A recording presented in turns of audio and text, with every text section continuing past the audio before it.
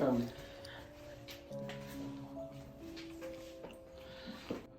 Once you enter the jail, you are in the family's living quarters. We have here a parlor and a living room behind you, and then a staircase that goes up to a second bedroom.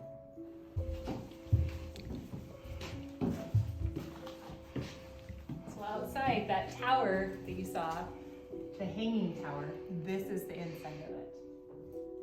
And there's no way to access the third floor. It looks just like an attic access. And again, there are no records of anybody being hung in this tower. It also has me wondering, if you did have somebody you're going to hang from here, designing it, how would you get up there? How would you easily get down? There's a lot of questions. Yes.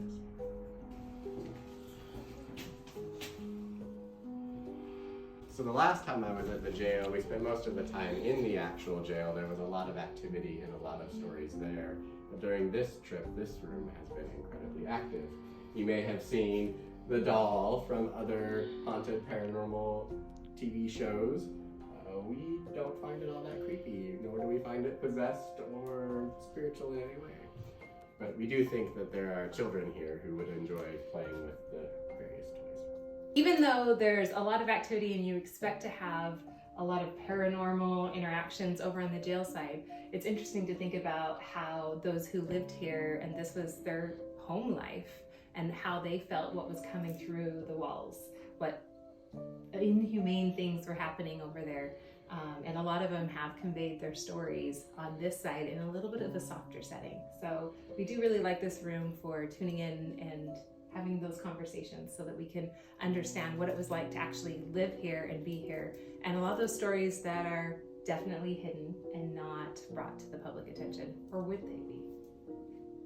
There are a lot of noises and there are a lot of things that move, which is very exciting for, I think, paranormal investigators. But for the spiritual side of things, for me, it's a lot softer. It's not very in your face in this side of the house. Usually they'll only come forward when they're asked specifically to, when they feel like it will help us to connect with them and to our own humanity, and perhaps shift some things so we don't lose that piece of humanity that was lost in a lot of the people who walk through these doors. So once you come in, you can go into the family side, or if you come through this parlor, you'll go back to the edge of the property. To the kitchen that was added on, to the dining room, and most importantly, the entrance to the jail. Follow for part 3.